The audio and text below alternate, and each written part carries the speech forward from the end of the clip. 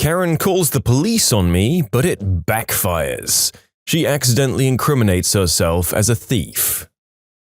Backstory: I'm a single parent. I have a beautiful girl that's turning 5 in August. The past year I've been fighting with an ex that tried to keep my kid away from me. Lawyers aren't cheap, and being single doesn't exactly help with my finances. A couple of months ago, I won the lawsuit and I finally got to have my kid at my home again. For the past few weeks, she was saying she wanted a bicycle. But still recovering from the lawsuit bills, I wasn't able to afford it. Last week, I got a summer bonus which finally gave me the financial boost I needed. So yesterday, I was finally able to buy my little girl her bike she wanted so badly. I enjoyed my time with her, riding our bikes, but then it was getting time for dinner, which I still had to make. So we headed back and parked the bikes in the backyard. We go inside and I start making dinner. After about 10 minutes, I spot movement in the corner of my eye through the kitchen window. That's on the side of the house.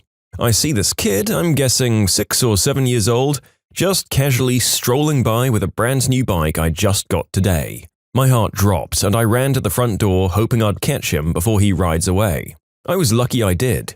I yanked the bike out of his hands and freaked out to him, saying it was mine and he had no right to just walk onto other people's backyard to take things. I was angry. I forced him to get off my property and set the bike in my front hallway, thinking it was over. Boy, was I wrong. After comforting my little girl who'd never seen me this mad before, poor thing, I returned to the kitchen to continue making dinner. 15 minutes later, the doorbell rings. It's the kid and his evil mother. I'm greeted with a verbal barrage. You give this boy his bike back. He found it. It's his. So I say, he found it in my backyard. I got it for my kid today. You should try teaching your darn kid some manners. He shouldn't trespass on other people's property to take their things. Don't tell me how to raise my kid. Give me the bike back or I'm calling the police. Call the damn police. And I slammed the door in her face. By this point, my 4-year-old is crying her eyes out and I get to comfort her again, as she's thinking she's losing her brand new bike. Her sobbing finally over, I try to continue making dinner yet again. Preparations done, I'm about to put this all on the stove. Doorbell. I flip out, storm to the door, violently open it, getting ready to just explode in this woman's face. Guess what? She actually called the cops.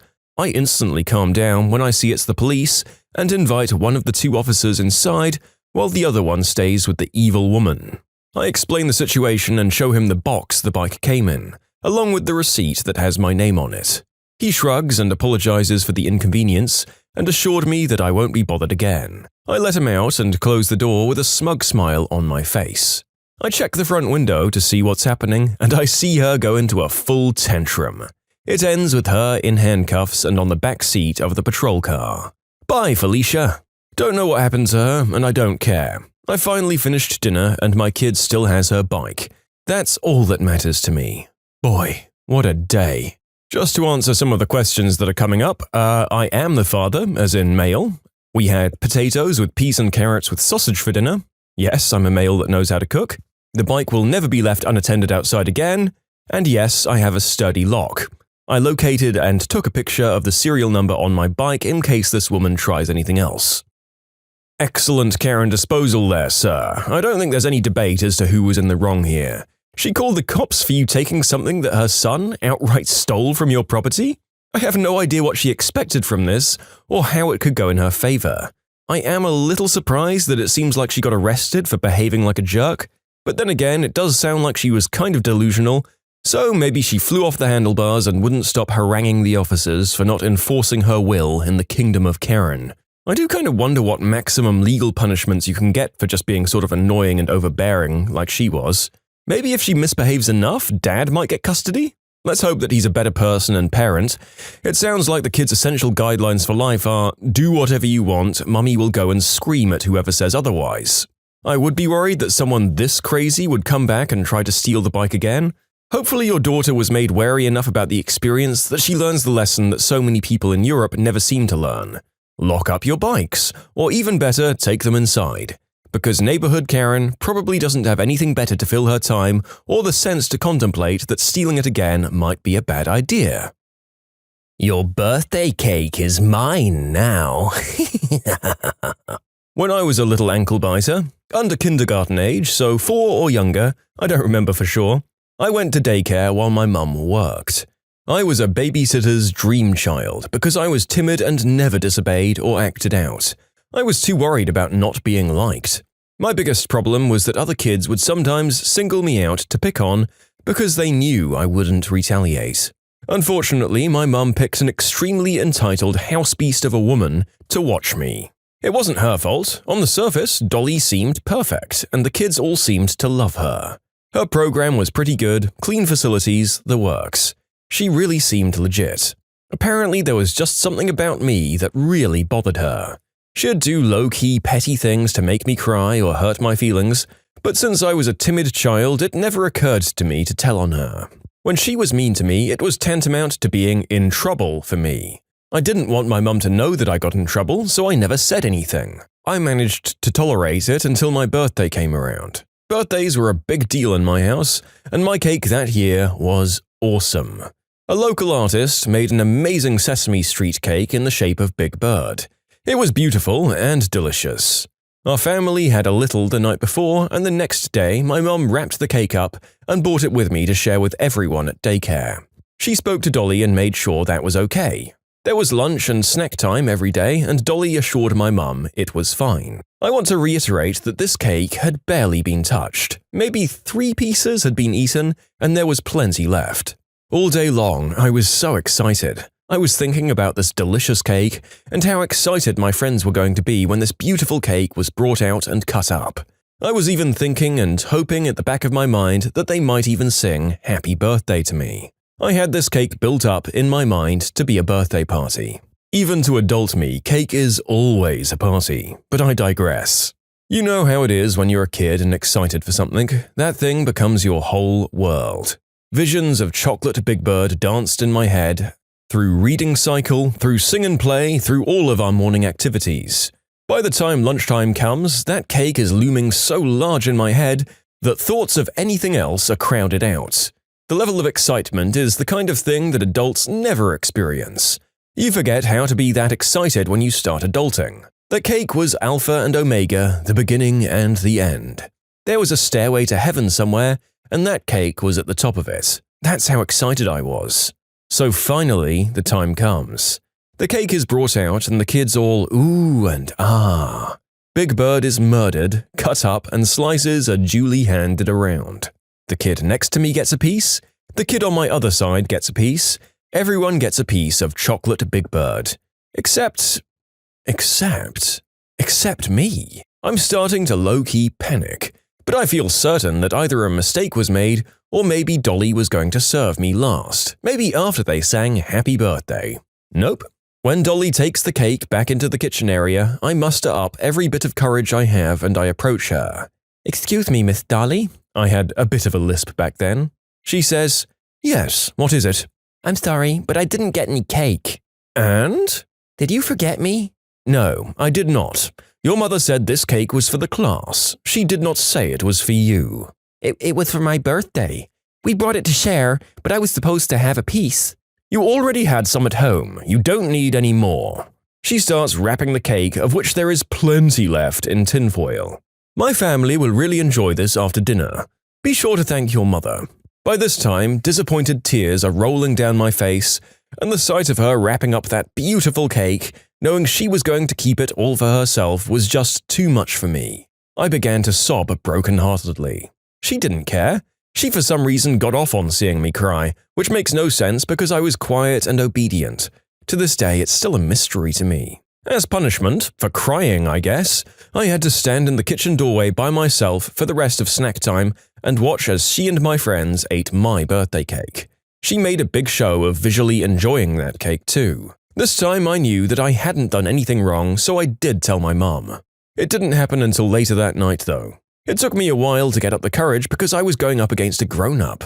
My mum was mad, and she went to talk to Dolly the first thing the next morning. Of course, Dolly lied about it, but my mother, who knew my nature, took me at my word and I never had to spend time in that woman's care again. I had a babysitter for a while, and eventually she found another place for me to go until I was old enough for school. That didn't bring back Big Bird, though. Rest in peace, you delicious bird. This was over 40 years ago, and to this day it still strikes me as one of the meanest things an adult can do to a kid. Being left out is bad, and being left out of your own birthday is heartbreaking. Wow, I feel like I've stumbled into a children's fairy tale or something. Was this grim, selfish nanny type who delighted in upsetting a child just doing it because they didn't happen to like them? Believe me, I've worked with kids, and I get just not liking some of them very much for no particular reason. But you gotta treat them all the same regardless, cause otherwise you're being terrible and your consciousness should be attacking you for your unfair treatment. This sounds like some Dickensian nanny type, although some of that hangs on whether her name was actually Dolly. That sounds real old school. Hopefully the silver lining of this was that it maybe opened you up to the idea that it was okay to tell your mum when people like this were awful to you. I know that it's way too late to give advice, but as another shy kid with social issues, I can tell you that early childhood can be rough for those types. Normally, you just have to worry about it from the other children, though. I can't think about having to deal with it from adults, too. Dolly, whatever nursing home you're in now, you're a jerk. If you like Am I the Jerk, you're probably going to love Am I the Genius. Check it out, linked below. Also, go to amithejerk.com/submit if you would like to submit your own stories. Oh, I work here, just not for you. I'm a white-collar office minion, a researcher. I work in an office behind a desk. Now, big company occupies most of the floor space, but I work for little company next door, and we have a couple of other neighbors. It's pretty late in the day, close to 7 in the evening. I've left for the day, but I forgot something at my desk, so I double back. The place is mostly deserted. There is only one other person on the elevator, an older guy in proper office attire, lanyard, buttoned shirt and tie. He gets off at the same floor and walks in front of me. When he reaches the locked security door, he twists around to stare at me. I look back, and he looks at me. I assume he's some kind of senior manager at big company. Maybe he's forgotten his door code. No big deal, it happens. So I stand there waiting patiently. The guy doesn't say anything though, he just stares at me. Stares. After a while, I awkwardly say, are you opening the door or shall I? He holds a pass up, punches a code in, the door beeps. He holds the door open, but he's still standing in my way and looking very belligerent about it. At this point, I realize what's going on. Okay, fair enough. He's being security conscious. I'm some random person with messy hair, a polo shirt and jeans. It's Friday. Mind you, both big company and my own employer have casual Friday, so he's the odd one out, not me. I say, I work here? The guy glares at me. I don't recognize you. Okay, I reply. Sure, but I do work here. I mean, I don't recognize him either, but there's dozens of people on this floor, split across big company and the rest of us smaller outfits. I don't recognize you, he insists, like it's some great sin. I hold up my own security pass and point in the direction of the doors for little company, indicating I'm not big company. My office is over there. The man huffs. Well, how am I supposed to know that? I give up and squeeze past him. Well, he could have asked, or he could have at least considered the fact that there's more than one organization on this floor. I mean, let's be honest, the antagonist of this story wasn't the worst person in the world. It just kind of feels like this could have been very easily solved. Oh, you don't recognize me? Fine, close the door and I'll open it with my security card because I have one, because I work here. Kinda just seems like everyone stood here and dithered when there were some very easy fixes close at hand. I don't think it would be at all awkward for him to just ask to close the door for the test I'd just mentioned either, to see if you were telling the truth. Anything is better than both of you just standing there. This is certainly one of the more mundane Am I the Jerk confrontations we've had for a while, so it's notable for that fact. This is more Am I socially awkward than Am I the Jerk. Maybe next time spice it up a bit by going on the offensive like some of our Karens, and screaming at the man that he was actually the intruder himself. Better yet, rip off your shirt and try to initiate a boxing match. I'd remember that story. Entitled mother wants me to do her work because I do it for an elderly lady. As some background, me and my significant other live in a 7-apartment block. We lived here since 2011 and saw a bunch of neighbors come and go. We both work on 4 shifts in different companies, which means we work on Saturdays and Sundays, but we have all of our free time together. The block is in the old town of our home city, which means tight roads and sometimes bad smells. In my home country, there's a law that every house owner has to shovel snow in front of their house or apartment on the sidewalk, because if someone slips on your sidewalk, this can be serious trouble for you. Our landlord made an agreement with us. We're 7 apartments, and in the winter months, when it's freezing, on each day of the week, one of the residents has to shovel snow from the sidewalk. Since we moved in, it worked out mostly. One of our residents is a nice elderly lady, who is really sweet but also quite sick and frail. Because of her condition, she couldn't keep up over the years with the agreement, so being a nice guy, I offered to take her part as well. She offered me money for compensation, which I refused. I don't do it for the money. But sometimes when she's baking something, she always brings us a cake or cookies. Because of the shift I do in the early morning, before morning and late shift or after night shift when I return home, this worked out well the last 5 to 6 years, and there was no problem. Until last year. Enter entitled mother, her husband, and her 2 kids. They moved into the apartment next to us last year in August. Well, what to say, the kids can be loud sometimes, which is okay, because kids. Entitled mother and her husband, on the other hand, well, I met the husband only 2 to 3 times since they moved in, and he was drunk all the times and wore joggings. I met the entitled mother a few times, and she always looked down on me, like I was something lower than her. From what I know, neither of them work because they're either at home or at some pub or cafe while their kids are at school. So I'm done with the background now, on to the story. This happened last year in the middle of December. Pretty late, I know, but the entitled mother must have watched me for some time, and this is important later. I just came home from my last night shift around 7 a.m. on Sunday morning. This is important because in the last night shift, we have to clean our machines, and it's pretty rough if you're alone. We're a 2-people team usually. I was alone the whole shift, and I had to do the cleaning alone. My significant other texted me that she was doing overtime, so I had the bed for me alone. I only wanted to sleep and headed right for my apartment. I went inside, undressed, showered, and went straight to bed. About an hour later, just as I was in a good sleep, I hear my doorbell ring. Still sleepy, I slip into some pants and open the door. Entitled mother stands in front of me, tapping with her foot, arms crossed, and a sour look on her face. Good morning, can I help you? I say. I hate being woken up, but I still try to be polite. This woman, in a demanding voice, "Why haven't you shoveled snow on the sidewalk?" It took me a second for me to know what she meant. To prevent this kind of arguing, the landlord sets up the days for each resident on which day they had to do it. He'd circle around every year so residents wouldn't do the same days over and over. Because I did it for the nice elderly lady, I'd been assigned to Tuesday and Friday. The list gets put out on the blackboard in the block entrance. Also, to point out Sunday was the entitled Mother's Day. So I clarify, I have Tuesday this year, not Sunday. So what? I saw you do it on Friday instead of the old lady. That's because she's old, sick, and can't do it anymore on her own. So what? One day more won't hurt you. Look, I had a hard night shift, and I just want to sleep. If you won't do it, ask your husband. No. You will do it because we want to head out with the kids, and we have no time for that, so you will do it. At that point, I had enough, but I had an ace up my sleeve. All right, have fun. God, you should have seen the smug smile on her face when she left and thought that I'd comply. Yeah, right. I waited a few minutes before she, her husband, and the kids left the building. I closed the door and went back to sleep. About 5 hours later, after my significant other came home and went to bed, I was already awake, my doorbell rang again. Lo and behold, our landlord was outside my door. He checks every day if we shovel the snow on the sidewalk. If someone slipped, the state would sue the landlord because he's the owner of the block, and he'd probably kick them out after that. Good morning. Did I wake you? The landlord knows me and my significant other very well and that we work 4 shifts. No, don't worry, I've already been awake. Good. Say, you don't happen to know where the entitled mother and her family are? No idea. Haven't seen them in a while. Well, it's their turn to shovel the snow. Have they not done it? No, they haven't.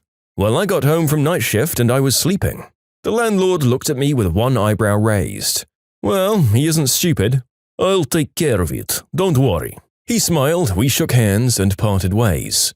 2 weeks later, I had the same night shift again. As I came home, I saw entitled mother shoveling snow. I walked by, smirked, and pointed at the sidewalk. You missed a spot there. And I walked inside. I could hear her ranting and dropping the shovel. Never felt so satisfied. Yeah, that's a good, well-deserved dose of karma for Euro Karen right there. Although I do have to wonder if her situation wasn't a little rough at home, if her unemployed drunk husband wasn't doing it when her hand was finally forced, and she'd rather demand that her neighbor do it for her. But that's highly speculative of me. Look, you can ask for that sort of thing, although there's a lot of nerve in that action, but the nice old lady shows us that it's kind of something that most of us would consider a huge favor, and she does what she can to repay it to the author and his partner. You don't just get to demand someone do your share of the labor for you. Also, author, you're a bit of a jerk for delighting in this woman's misery, but at this point none of us would fault you. Fair enough, I say. When you subscribe, make sure to hit the bell to turn on notifications. Put the playlist on in the background to finish listening to all the stories. Or if you want to check out some great music, check out easymode.com. If you like Am I the Jerk, give Am I the Genius a shot. Everything linked in the description.